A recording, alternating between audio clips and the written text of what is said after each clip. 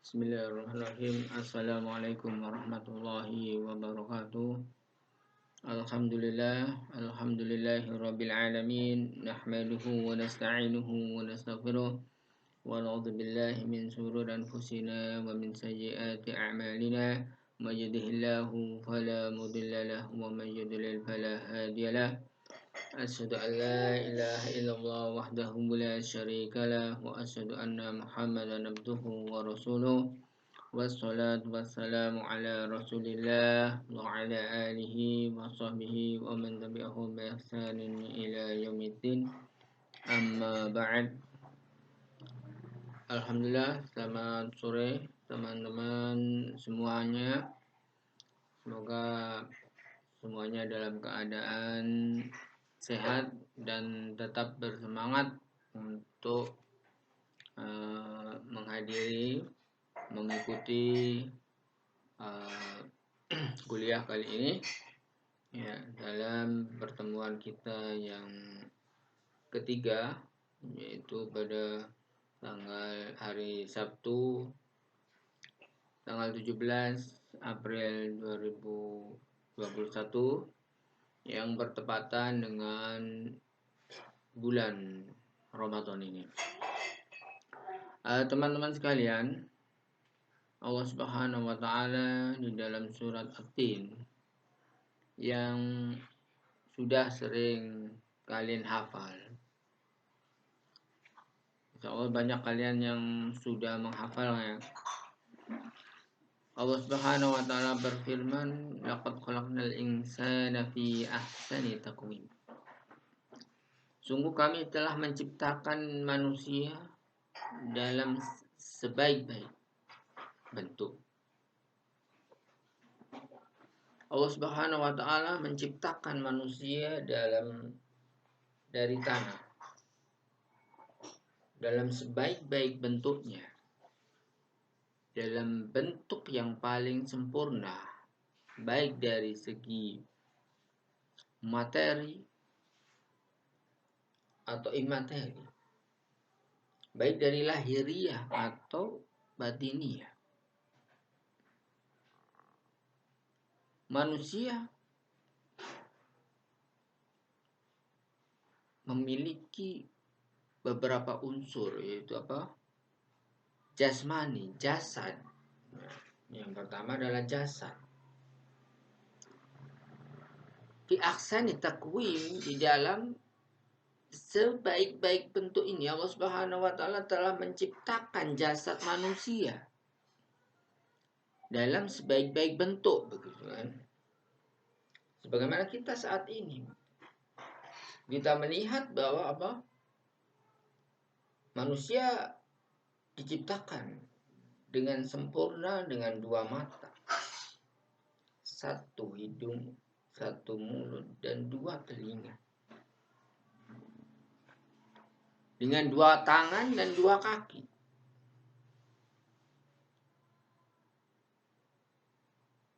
Bisa kita bayangkan ketika ada orang yang mempunyai dua hidung atau 4 mata atau 3 telinga misalnya, maka pasti akan memberikan bentuk yang tidak sempurna, memberikan bentuk yang tidak indah dilihat oleh mata, sehingga dikenal dengan istilah cacat. Jadi cacat adalah suatu istilah yang lahir dari ketidaknormalan dari bentuk yang sudah sempurna ini. Bisa kita bayangkan, jika teman-teman sekalian mempunyai 3 telinga misalnya, ya, atau hidungnya di belakang, atau matanya di belakang misalnya, pasti akan merasa suatu hal yang aneh, kan? Ya, suatu hal yang aneh. Kita sebagai fitrah, sebagai manusia yang diturunkan ke muka bumi dalam kondisi seperti saat ini, pasti akan menganggap aneh orang yang mempunyai 3 telinga, 4 mata, ya, banyak mulut, misalnya, 1 mata. Itu semuanya kita anggap sebagai sesuatu yang aneh, tidak sempurna. Bukan malah ketika kita mempunyai 2 mata, kemudian ada orang yang mempunyai 4 mata, kemudian dia menjadi lebih sempurna dari 2 mata. Tidak. Ya. Kita akan menganggap, ya, secara fitrah, secara naluri, kita menganggap itu suatu hal yang tidak biasa, suatu hal yang nyeleneh, suatu hal yang tidak indah, tidak bagus. Ya. Sehingga begitu juga ketika kita melihat orang yang atau anak yang mempunyai 3 tangan, pasti kita akan menganggap juga, semua orang akan menganggap dia adalah apa? Seorang yang cacat, tidak sempurna. Bukan ketika setelah mempunyai 3 tangan lebih dari 2 itu dia menjadi lebih sempurna, tidak. Karena Allah Subhanahu wa taala telah menciptakan apa? Fi ahsani taqwim. Sebaik-baik bentuk. Ya. Jadi teman-teman sekalian pasti berpendapat demikian. Itulah fitrah dari manusia. Ya. Jadi fitrah dari manusia seperti suatu hal yang normal, itu suatu bentuk yang paling sempurna. Ya. Suatu hal yang normal itu. Ya. Jadi pertama apa tadi? Jasmani. Jasmani Allah ciptakan dalam fi ahsani taqwim. Ya. Jadi belum lagi ketika kita menelaah dan meneliti dan mengamati isi dari jasad manusia dengan organ-organ manusia, itu semuanya dalam keadaan yang sempurna, dalam arti normal fungsinya. Sehingga ketika di luar kenormalan, bukan menjadi dia lebih sempurna, tidak, tapi menjadi sesuatu yang aneh, kekurangan, cacat, keaiban, bukan menjadi suatu hal yang sempurna, ya teman-teman sekalian. Ya. Kemudian yang kedua apa, teman-teman? Manusia dibangun dalam beberapa elemen, kan, unsur. Yang kedua apa? Yaitu akal. Manusia memiliki akal. Ya. Dan pikiran. Nah, jadi ini nanti kita akan memahami bahwa pikiran dan akal itu suatu hal yang berbeda. Jadi yang pertama kita kupas tentang akal. Apa yang disebut dengan akal itu? Disebutkan di dalam Al-Quran, lahum qulubun la yafqahuna biha, lahum udhunun la yasma'una biha. Ya. Mereka punya qalbu, punya jantung-jantungnya. Ini perlu kita garis bawahi bahwa makna qalbun dalam Al-Quran itu adalah jantung, atau dalam bahasa Arab itu jantung. Sehingga kita akan memahami di mana sih letak akal manusia. Disebutkan di dalam ayat tadi apa? Lahum qulubun la yafqahuna biha. Mereka mempunyai apa? Qalbun, jantung, tapi tidak memahami. Tidak memahami. Berarti apa di sini? Fungsi jantung yang terutama. fungsi batiniah, ya, yakni memahami, sehingga la yaqiluna biha, tidak berakal. Ya, jadi akal di sini ternyata letaknya adalah di jantung kalau dalam konsep Al-Quran, gitu kan. Memahami beda dengan konsep memikirkan, karena faham itu lebih dalam dari berpikir, ya. Jadi Allah Subhanahu wa taala dalam ayatnya tadi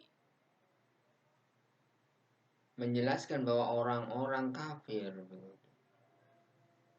itu mereka punya qalbun tapi tidak memahami, gitu kan. Ya. Berarti di sini kan letak dari apa? Pemahaman itu di dalam qalbun, di dalam jantung. Ya. Begitu juga disebutkan di dalam hadis, orang yang tidak dicatat amalnya yaitu apa? Orang yang tidur sampai bangun, ya, mabuk sampai sadar, berakal, anak sampai balik, orang gila sampai sembuh. Berarti semuanya menunjukkan, ya, pencatatan amal perbuatan manusia itu ketika mereka dalam keadaan memahami, sudah paham, sudah sadar, begitu kan. Ya, kalau tidak sadar berarti tidak dicatat amalnya ketika dia belum sadar, belum berakal. Ya. Jadi orang kafir disebutkan walaupun mereka pandai, tapi mereka tidak apa? Tidak memahami, tidak memahami kebenaran Islam, belum memahami kebenaran Islam. Ya. Sehingga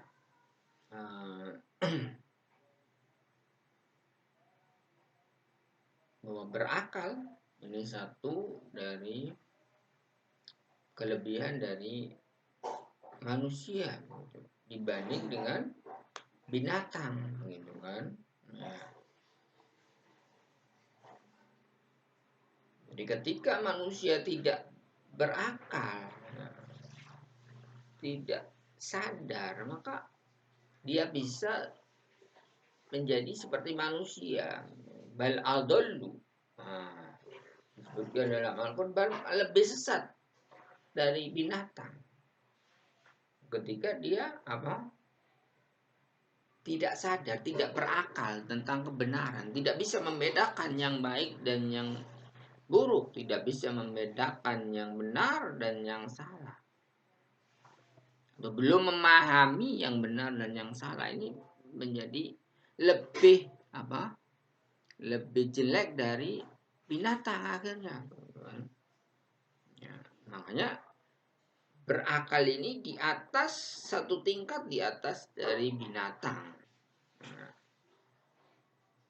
Ya, bahkan mungkin dia satu tingkat di atas para malaikat.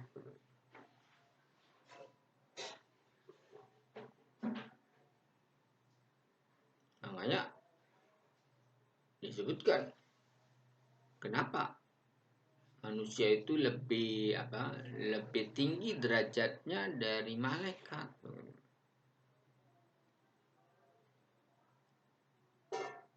Ini dari nanti ada satu faktor, nah, di luar berakal nih. Kalau berakal dia apa? Akan memahami sesuatu dengan baik. Nah, teman-teman sekalian, sekarang yang nomor 3, dari unsur dari manusia yaitu apa?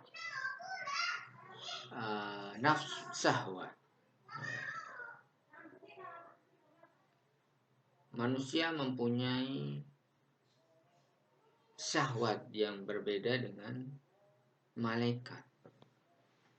Ini yang menjadikan manusia lebih tinggi dari malaikat juga, selain dari berakal tadi.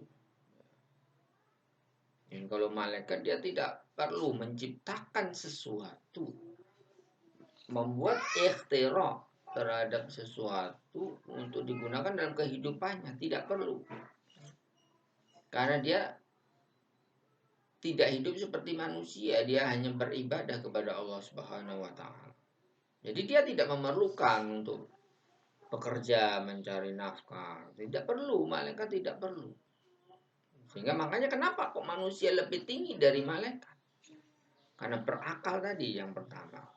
Yang kedua, yang ketiga ini dengan sisi yang ketiga, yaitu faktor yang ketiga unsur dari manusia, yaitu as-syahwat, nafsu. Manusia diberi nafsu oleh Allah Subhanahu wa taala. Nafsu untuk makan, nafsu untuk minum, ya. Keinginan terhadap wanita lain jenis, kan?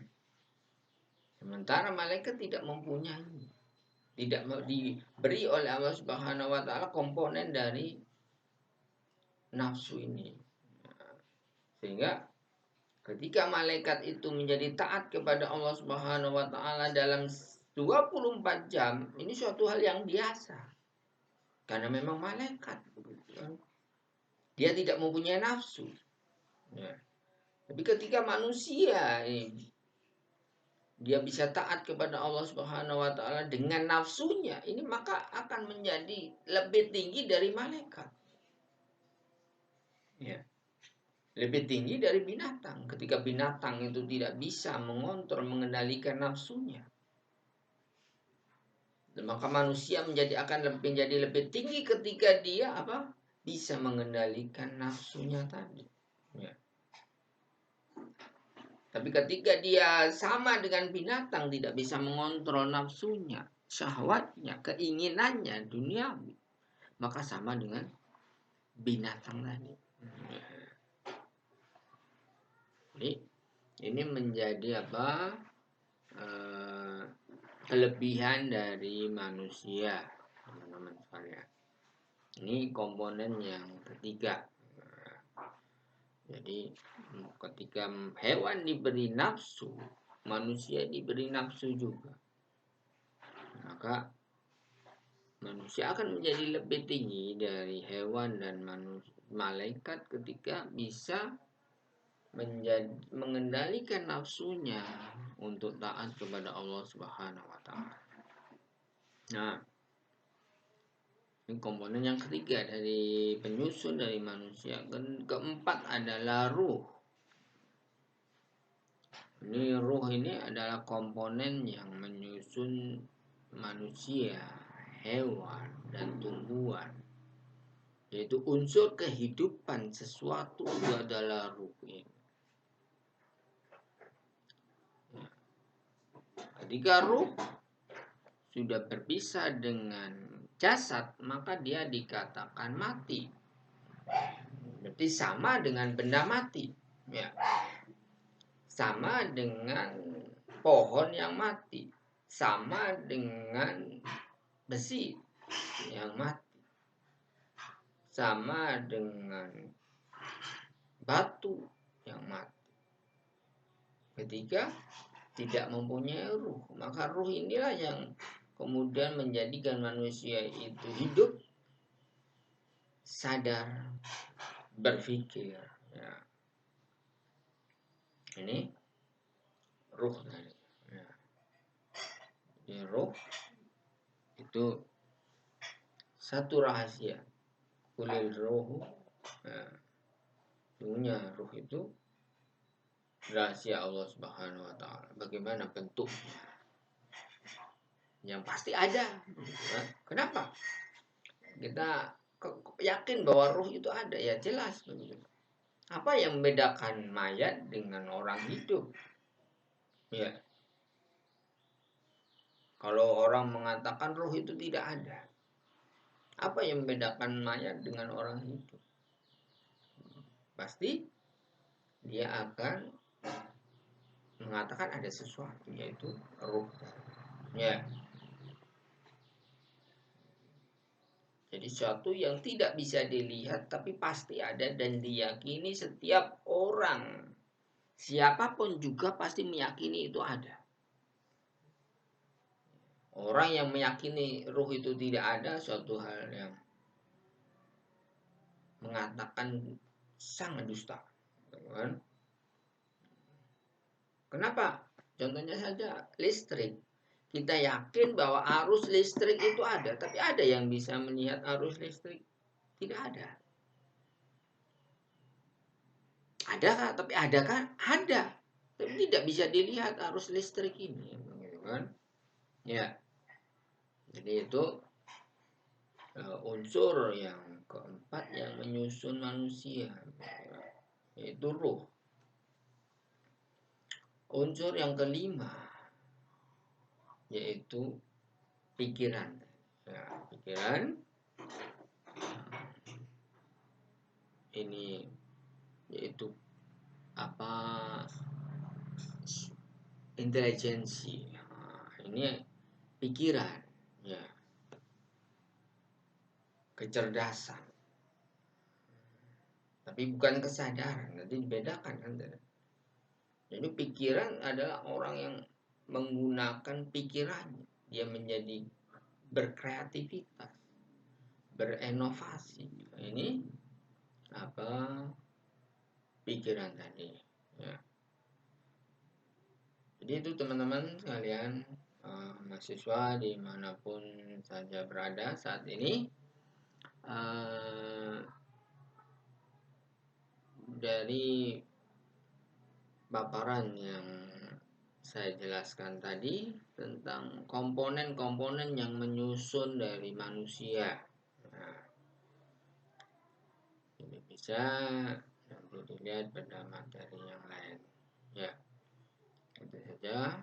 Mungkin pada pertemuan kita kali ini kita batasi dengan komponen-komponen yang menyusun manusia. Semoga bisa memberikan manfaat dan ilmu pada teman-teman sekalian, dan bisa bermanfaat. Dan selanjutnya, selamat menunaikan ibadah puasa dan selamat untuk menyambut jam waktu berbuka pada saat ini, karena disunahkan oleh Rasulullah SAW untuk mensegerakan buka. Ya, karena itu jika fatimus siyam ilallail, ya, sempurnakan puasa kalian sampai malam. Jadi ketika, dan Rasulullah mengajarkan ketika batas malam ini adalah terbenamnya matahari saat maghrib ini, ya, maka disunahkan untuk bersegera untuk berbuka. Ya, jadi ukuran agama ini bukan ukuran kuat-kuatan dalam puasa, ya. Jadi bukan siapa yang kuat terlama itu yang paling banyak pahalanya, tidak. Karena Islam itu agama yang mudah. Jadi bukan ukurannya siapa yang kuat dia menjadi banyak pahala, tidak begitu, ya. Teman-teman, selamat berbuka pada hari ini. Insya Allah besok kita lanjutkan kembali. Jika ada pertanyaan dipersilakan melalui grup WA yang ada pada saat ini. Naktafi bihada teman-teman, subhanallah bihamdika, asyhadu an la ilaha illa anta, astaghfiruka wa atubu ilaik. Wassalamualaikum warahmatullahi wabarakatuh.